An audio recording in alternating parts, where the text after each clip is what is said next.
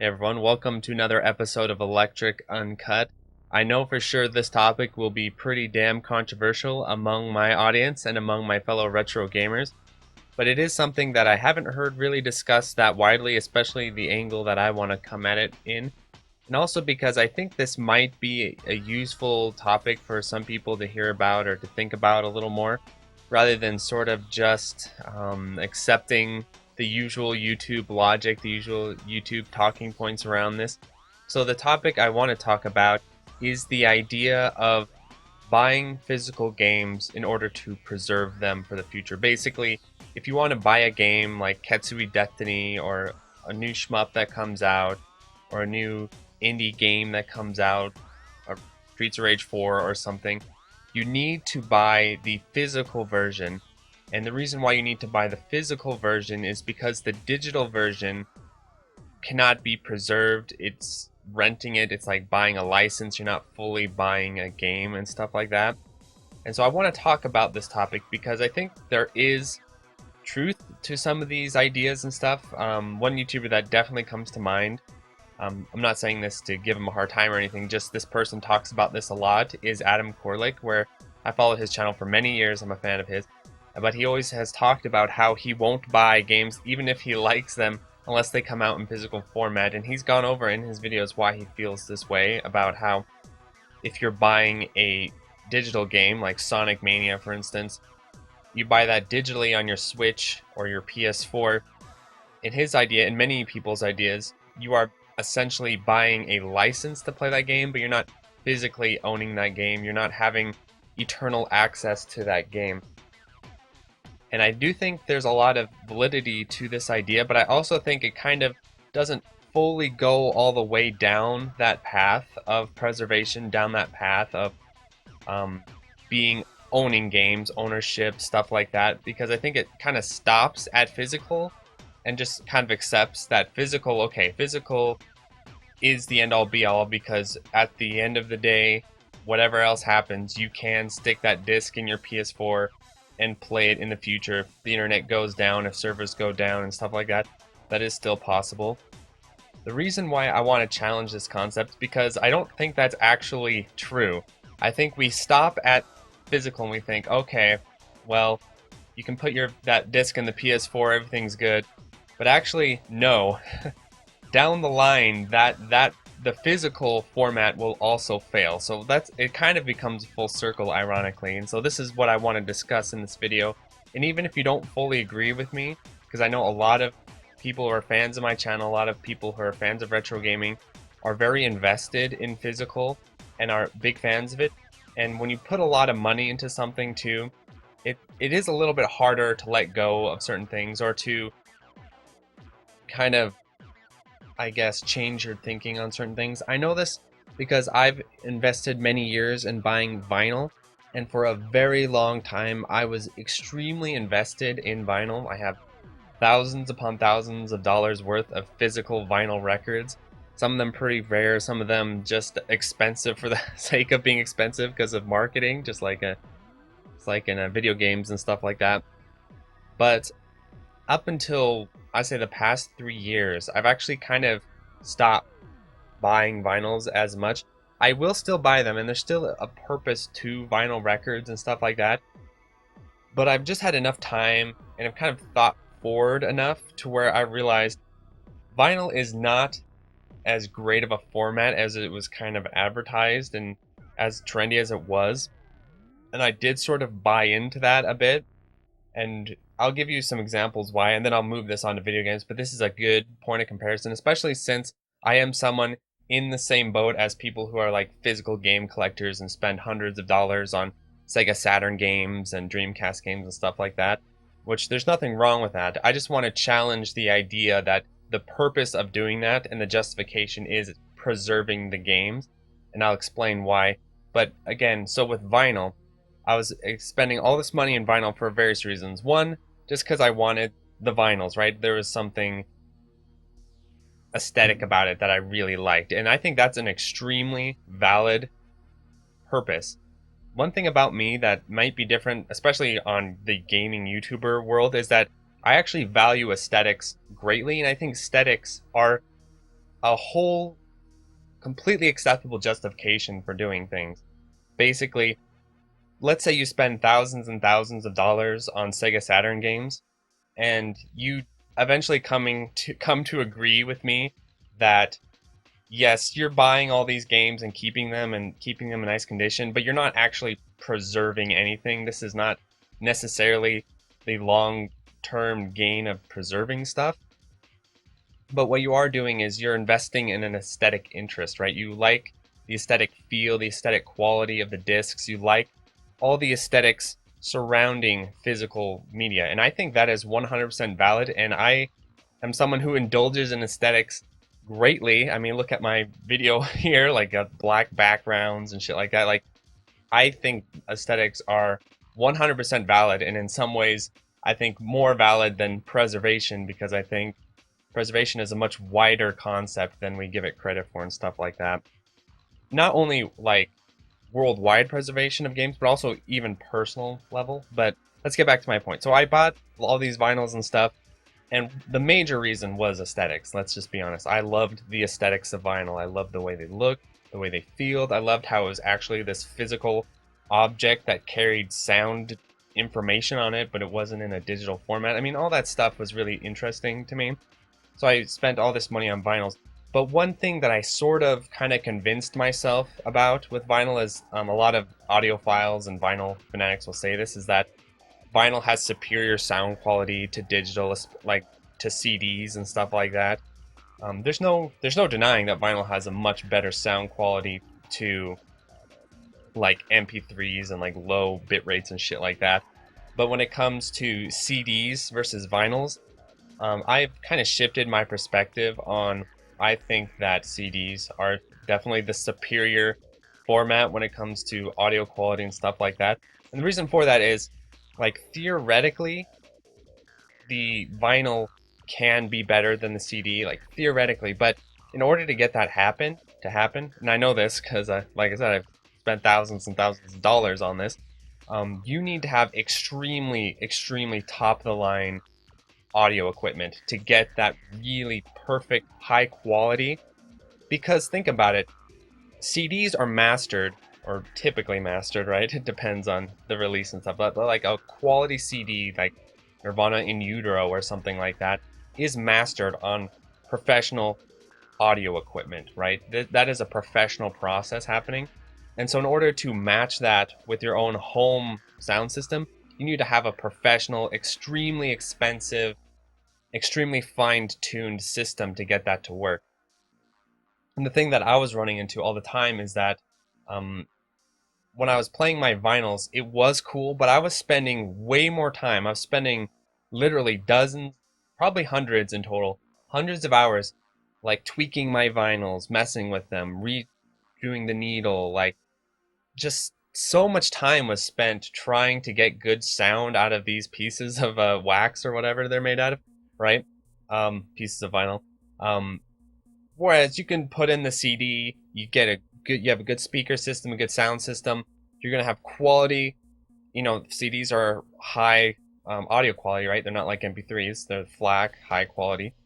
You're gonna get high quality sound consistently every time, unless you don't scratch your CD. And then of course there's the even better thing where you rip your CDs to FLAC. Now you've got 100% consistent sound quality coming out of that thing. And you can also like make playlists, you can rearrange the tracks, you can add tracks that were never in the original release. Because like in Utero, I like to add in some of the B-sides into like the end of the album, because I feel like, okay, there's room for a little more music here, and like cut out Tourette's because I don't like that song. But like there's all this great stuff you could do with high quality like FLACs and stuff on a sound system that you couldn't really do with vinyls and you couldn't really do with CDs. And so what I'm getting at is, being 100% objective, I realized if I want to get quality sound and quality like audio experiences, moving to a digital format was actually much stronger, right? Not low quality bitrate CDs, but high quality FLAC rips and stuff like that. I was getting more consistent sound quality. Plus, I'd have to get up and flip the freaking vinyl every 15 minutes, right? If I'm trying to play Don Ampache, I'm trying to play grind out runs and stuff, you think I have the time to get up and flip my vinyls over and over? Then of course there's like the self-flipping vinyl things, but those aren't, like, again, so you can see there's a lot of headache when it comes to actually the performance of vinyls, and that's something I had to accept. So these days when I buy vinyls, I just keep them for aesthetics, right? I'll throw them on for like a novelty here and there, but I realize that buying the vinyl of the new Grimes album is an aesthetic purchase, not this larger sound quality purchase, right? If I want the sound quality, I actually get the CD, right? Because you can get the flax off the CD and stuff.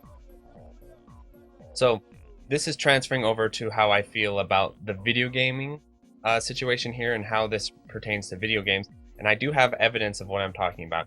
So again, let's go back to the Adam Korlick example where he talks about how let's not buy Sonic Mania on the PS4, or let's not buy this digital version of the game. Instead, we should all be buying physical versions of the games, because the physical format, if everything else fails, is going to be the way to preserve these games, the way to move forward, right? Actually, this is untrue in many, many, many occasions. And I have a number of examples to talk about. The first is we are not realizing that, especially with later consoles, I actually don't know with the PS4 because I haven't jailbroken my PS4 or anything like that, or messed too much with my PS4. But I do know with the Switch and with the PS3, both of these examples, I am sure the PS4 is like this as well, to be honest. I'm dead sure the PS4 is probably like this. If it's not, I'll be shocked. But let me talk about my example with the PS3. So I have a nephew. This was years and years ago. Of course, it's PS3 era, so it was years and years ago, where his PS3 disk drive failed, and I actually had a spare PS3 that I'd modded and exploded because I had it downgraded, and the guy who downgraded it didn't put a thermal paste in it because he's an idiot. And so a month or two later, I didn't realize it at the time, but a month or two later, my CPU like burned out on it because the dude didn't put thermal paste when he downgraded. But anyway, so I had this burned out PS3, but the disk drive was okay. So I was like, oh, okay. So what I'll do, and they were the same model. So I was like, okay, what I'll do is I'll just take the disk drive out of my PS3 and stick it in my nephew's PS3 as a gift. Be like, okay, I fixed your PS3. Well, turns out that Sony does not allow that to happen. You can't actually swap disk drives between PS3s, and I'm very certain this is true with PS4s as well. I don't know why Sony would change their mind on this. But the motherboard and the disk drive have like some kind of like code connection to each other where you can't swap parts from each other. Why do they do this? Well, of course, it's like it's designed failure, right? They design it to where you can't repair it yourself. There's not that freedom. And so moving forward with like PS4 and stuff like that. So let's say, okay, you've got all these physical PS4s and stuff like that. And you're saying, okay, well, the discs are a fail-safe way to play the PS4s in the future. But actually, that's not entirely true, because down the line, so 20 years from now, maybe that's true. 30 years from now, 40 years from now, 50, those disk drives are going to start failing. They are all going to start failing. These are Blu-ray disk drives. And of course, they're not made for long-term usage, right? There's just like PS1 disk drives and stuff like that. They are all going to start failing. The thing is that when this happens, people are gonna need to do hacking or modifications in order to allow the PS4 to accept a replacement disk drive, even if we even make replacement disk drives at the time, right? That's also something to think about, where the parts just might not exist. So banking on just the hardware surviving for the future, that's just not going to work out, because this hardware is not designed, especially PS4s. Those things burn. I can like heat my studio here with my PS4 because it burns so hot. So the hardware itself is not going to last forever, right? And so what are you going to do with those PS4 discs when the hardware shits out, right? When it craps out?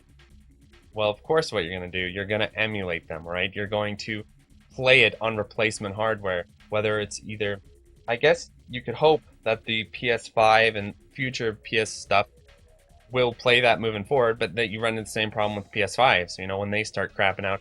And certain PS5s are not even going to have disk drives to begin with. So let's say the PS5 comes out, the disk drive model is kind of like popular among gamer people in the first release, but then they see the overwhelming majority of people are just buying the digital version. Let's say 80-70% of sales are digital. Sony's going to say, well, we made enough physical disk drive versions, let's just move to all digital versions moving forward.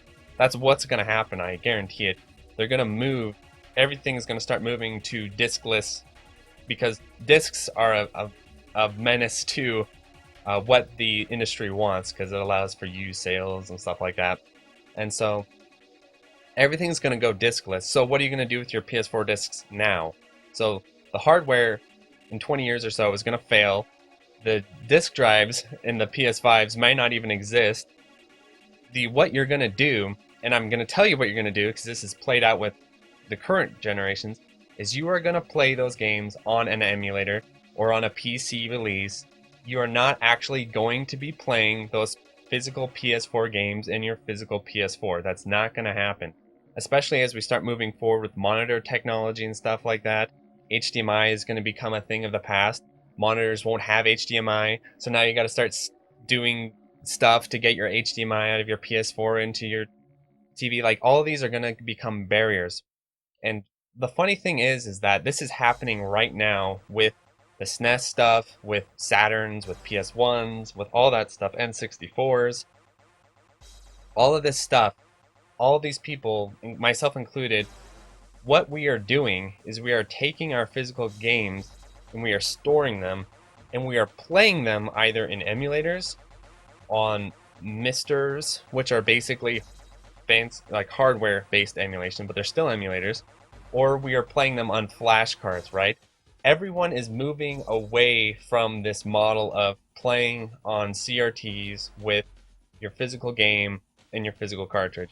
Now, some old school people are going to continue to do that, and there's nothing wrong with that, but this is not going to continue into the future. My children's generation are definitely not going to do that. The future generations are not going to do that. So when it comes to this idea of preserving stuff, when you think about preservation, digital is much, much stronger of a format for preservation than physical. It destroys it. There's no competition. Physical stuff, like your discs, all that sort of stuff, decay, they degrade. They're also subject to events in the physical world, right? They're subject to fires. My brother, for instance, lost all of his PS3 games because his apartment caught fire and it burned them all away. So they're gone. Like, what do you do? They're gone. So if he had the digital versions, he could recover them. And so the next thing I want to talk about, which I know is going to be a big talking point for people, and this is where I think many people don't want to take that next step, which is, well, yes, but what about DRM? What about what's going to happen is that when we start moving to all digital, what's going to happen is these companies, like they've done in the past, they're going to release games, they're going to take them away. Oh, Marvel's pissed at us, so we have to take this off our services, or whatever it is, licensing, all that stuff. All that stuff is going to become subject to digital control. The thing is that as much as we talk about this being an issue, there is a very real world solution to it that happens all the time, which is jailbreaking shit. If you want to call it piracy, you can, but I honestly don't think necessarily a lot of this is piracy. But jailbreaking stuff, that is what is proven in all these console generations. That's how it works. The PS2s, your Saturns, your Dreamcasts. You don't even have to jailbreak Dreamcasts, but that's what's gonna happen. And then the older consoles, like SNES and N60 or Nintendo, you say, well, no one's jailbreaking those. Actually, they are.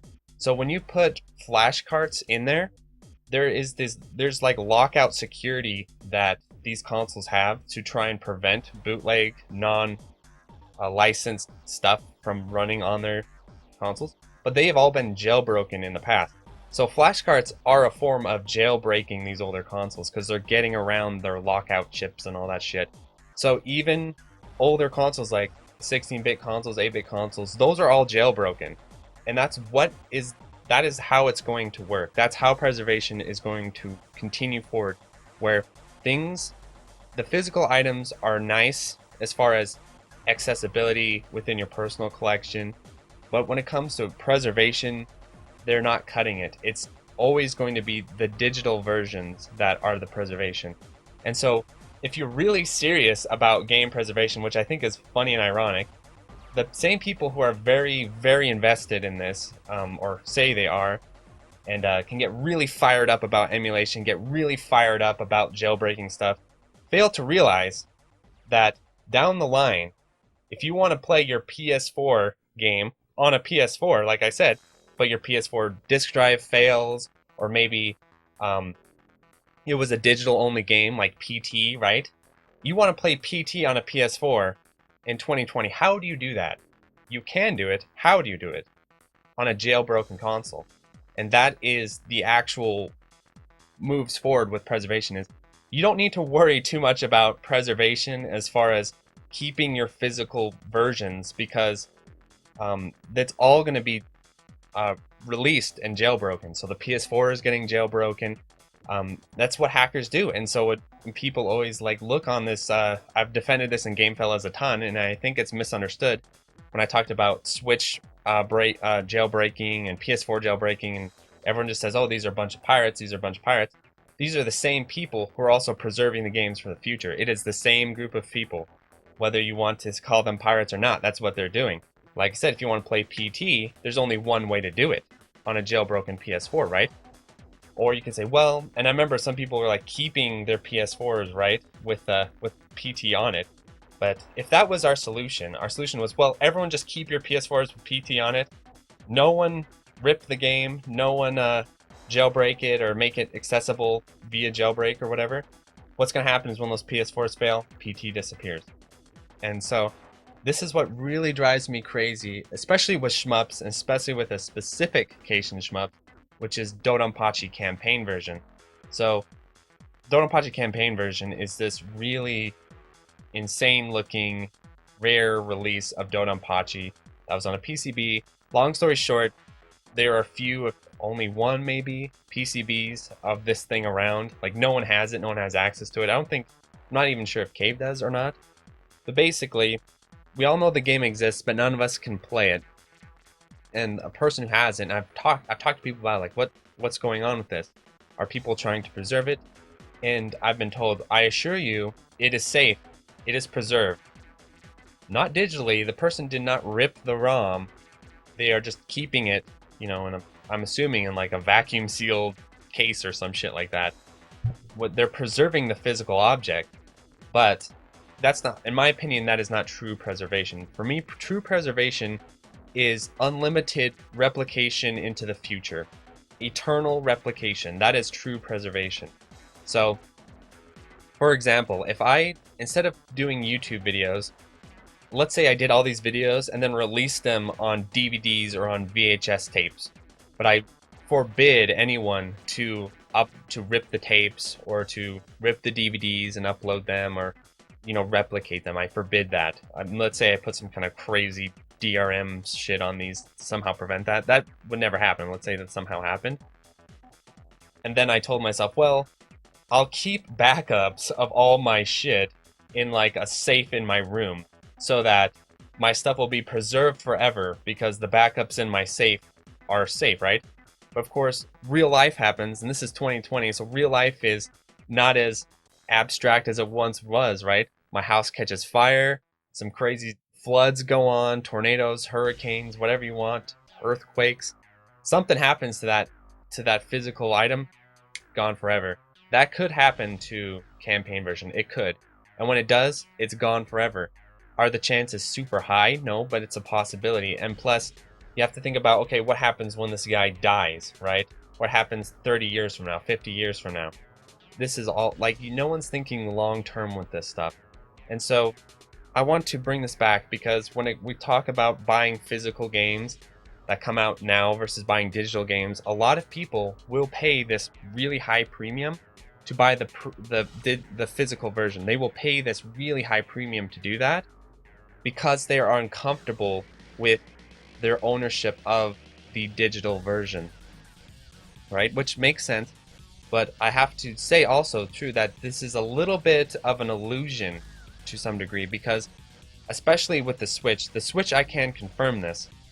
So with the Switch will not play games unless unless it hits the Switch's approved firmware.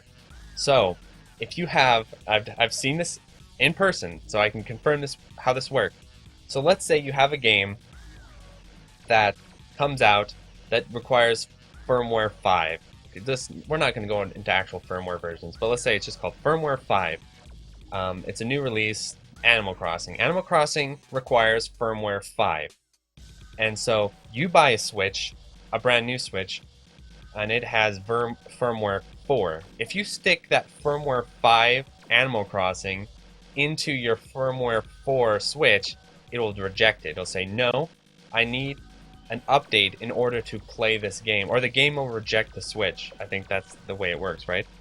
And so you can say, well, that's not an issue, but for preservation, that's a huge issue, because let's say Nintendo servers go down, Nintendo goes out of business, I don't know what, like some scenario where Nintendo, plus they stop supporting servers anyway, right?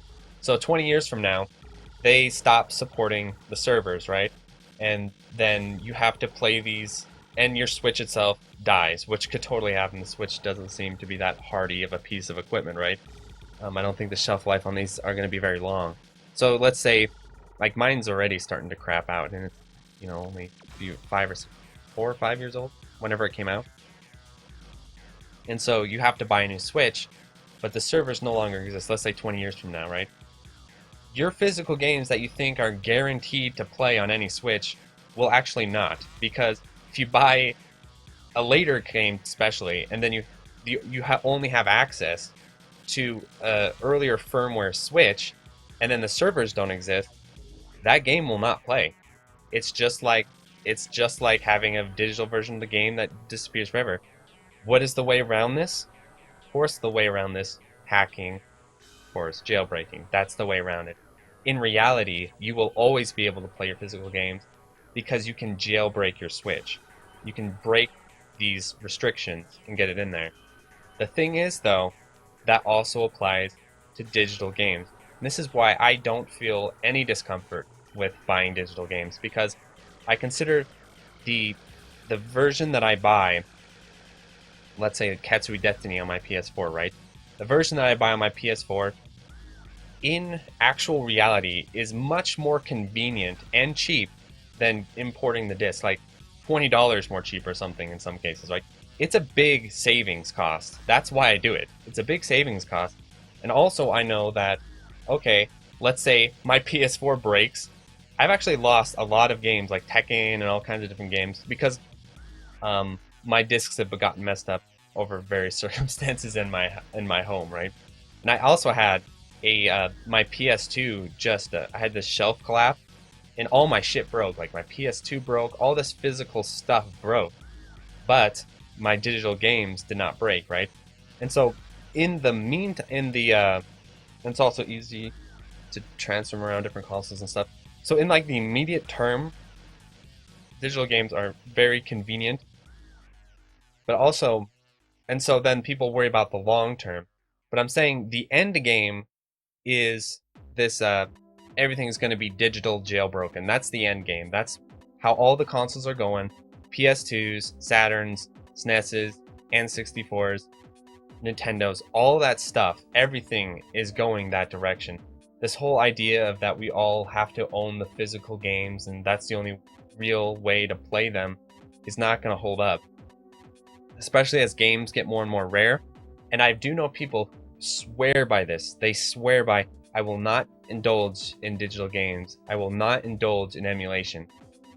But a game comes out, or there's a game that exists that's extremely rare, that's extremely hard to get their hands on. Bootleg carts exist, so you play the bootleg cart. Playing the bootleg cart is taking part in jailbreaking, because that bootleg cart has shit in there that allows it to play when it's not supposed to. That's jailbreaking the console. And so I think there's lots of like aesthetic or immediate stuff that we kind of just pass off as, oh, this is physical. oh, this is the same as playing the legitimate cart, but it's not, because you're jailbreaking the console. And so, and for me, I think I just embrace all of this, is what I'm saying. I embrace the reality that my digital games one day will disappear, right? The servers go down, all that stuff. But when that happens, I can play them via jailbreaking, play them via emulation. Like the tail end there. Because the thing about this legally too is I know we all worry about Sony and stuff just like pulling games and shit, which they can do. But if this becomes a widespread issue, there could be like lawsuits and stuff, right? Where you spend hundreds of dollars on games and Sony's like, sorry, we're just going to pull our servers or whatever. Maybe one person can afford that, but you get enough people in a class action lawsuit. Sony doesn't want that. And so there's also some protections there when it comes to your digital stuff. I have had instances where digital shit just disappears and stuff, and that sucks, or like you lose access to accounts and things like that. But in those cases, I also think that jailbreaking is a possibility, right? And I think so. That's just what I wanted to talk about, where I think it is a bit of a myth that you must own this physical game, and if you don't, you're going to be like subject to this scary world where your games can be taken from you at any moment's notice. Game companies don't have that much power, because if they start doing that shit, you can just jailbreak the console and go right back to it, right? There is options here for that. And I wanted to say this because I think that there is a bit of a marketing sort of underlying aspect to this belief and this parroting, and this sounds a little bit accusatory or conspiratorial, but I think it's also true. For instance, when I did my Raspberry Pi video and put it on the Shmup Reddit, I got a temporary ban because it was considered emulation and piracy, right? Okay, fine. I don't agree with that whatsoever, that you can't discuss that stuff, of course. That's how I feel. But by their consistency of their own rule set, on the Shmup Reddit, there is plenty of threads and shit about the Mister. So what's the Mister? If you don't know, it's an FPGA emulation, basically. It's hardware-based emulation rather than software-based emulation, but it's still emulation. And so the Raspberry Pi running ShmupArch, RetroArch and stuff, and a Mister are actually very similar items. They're extremely similar. It's just how they operate is a little bit different. But I would say, especially with ShmupArch, the end effects are really not all that different either. I don't want to offend too many Mister people, because I know the Mister's hot and everyone loves it, and I think it's really cool. I love emulation, so I think it's really cool. But I think it's a little bit hypocritical how this hardware-based, emulation gets a pass, but the software-based emulation is filthy piracy or something like that, where it's the same thing. It's just how you're doing it is different. The process is the same. But I mean, the whole like philosophy and everything, it's all the same. And so I think it's really weird that all these retro gaming YouTubers, retro gamer people will fully embrace this Mister stuff, fully promote it, say like, yeah, this is it. This is the solution we all been looking for. This is the magic. And then they'll turn their nose away from stuff like RetroArch and Raspberry Pis. Oh, that's cheap piracy emulation. Whereas this, the Misters is a YouTube approved hardware based emulation. And like I said, I think the Mister itself is cool, and I will get one when the Dodonpachi stuff gets done. But I don't think it's any different than emulation. So the arguments that are used against RetroArch, the arguments that are used against ShmupArches and Raspberry Pis, oh, this is piracy, this promotes piracy, all of that stuff still applies to the Mister. So I don't know what to say. And I do know, like, you can physically put cartridges in, like, the analog systems. Okay, so since you're putting the physical cartridges in there, it's all good, right? But at the same time, it's like, well, yeah, but you could I have this thing called the UFO, where you can stick your physical cartridges in the UFO and rip the ROMs. So what if I stick the physical cartridges, rip the ROMs off my SNES games, which I could do? Is that any different than the Mister? No, it's not, right? It's just the mister's reading them while it's sitting there. The UFO would read it, and I bet you could find some kind of add-on that like reads your. I think the Retron does this, right? You could have some kind of add-on where you stick your cartridge in there and it reads it and then plays it in a software-based emulator. You can actually do this with the PS1, which is funny. So in RetroArch, you can stick Dodonpachi, the PS1 game, in your computer and it'll read it like a PS1 will. So at what point is that piracy? No. If the mister's not piracy and that is piracy, it's you can see the misbalance here, right? But I think there's sort of a marketing aspect to all this stuff with limited run games, with the mister. Well, not the mister, because the mister's more open source, but like limited run games, the analog systems, all those sorts of stuff where I think there's this little bit of like, I don't know, like marketing speak for why you should invest in the physical versions of the game rather than in the digital versions of the games, because the digital versions could be taken away from you at a moment's notice and the physical versions will last forever. Neither of those are completely true, right? It could happen with some with some digital games, right, where like licensing problems come up or something, they could take them away from you. But at the same time, I think that's greatly overstated. And I mention this just because I see it so often. Like, well, people will say, like, this affects people practically. This is why I'm making this video, because I think it affects your practical life to some degree, where Katsui Destiny, you can import it for an extremely high cost, or you can get it digitally, but everyone's like, I don't want to do the digital stuff. You know, I'm against digital on principle. But being against digital on principle to me is like, that's like, I don't know what, like when DVDs came out and my parents refused to buy DVDs because they were just against it on principle, but of course down the line it proved that DVDs are superior. I feel like that's going to happen. Like that's the direction we're going, and I think it might be wiser to take advantages of this while you can. So if you're, like I said, if you want to buy the physical versions for aesthetics and for that kind of thing, I have no problems with that. I do that myself from time to time. But as far as having this whole like morality thing about it, or some kind of like ethical component to it, I don't think that should really be, I don't consider that like a valid reason to choose physical over digital. Like there's some kind of ethics, right? When I think time and time again has proven that actually retro gamers and gamers themselves, we do like digital versions more than physical versions. Many collectors are are like, okay, I got all these cards, I have nowhere to store them, I've got all this shit, I'll sell it off and play on sorry, I'm getting a little bit sidetracked.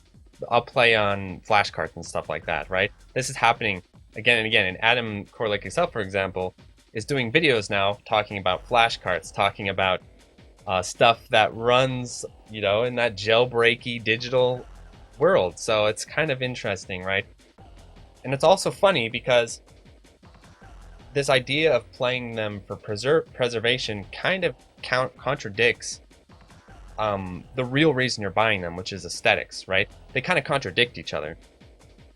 Where the real reason you're buying, I'm not going to say everyone, but a lot of people, myself included with vinyls, for instance, I was buying vinyls for aesthetics. I like them aesthetically. I like the way they looked. I like the way they feel. I think that's a very valid way to go about things. The thing is if I'm buying them for aesthetics, do I really want to play them that much, right? Do I really want to run needles over them and scratch them up and stuff, which I did do.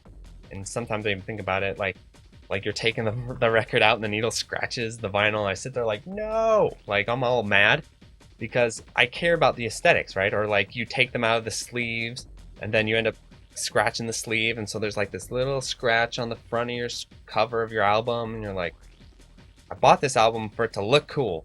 Now there's a scratch on the front of it. And so you'll see this a lot with people with like, especially disc-based games like Saturn games, PS1 games. They get the case and then they play like the burned version on a jailbroken console, which I approve of. I think that's a good way to do it. But I'm just saying, how is preservation in this mix at all, right?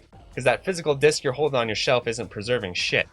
The real preservation is on your hard drive, right? And on the internet. That's the real digital preservation. That personal copy you're keeping is just an aesthetic artifact. That's really cool, it's cool to see, it's cool to use, but it isn't preserving anything.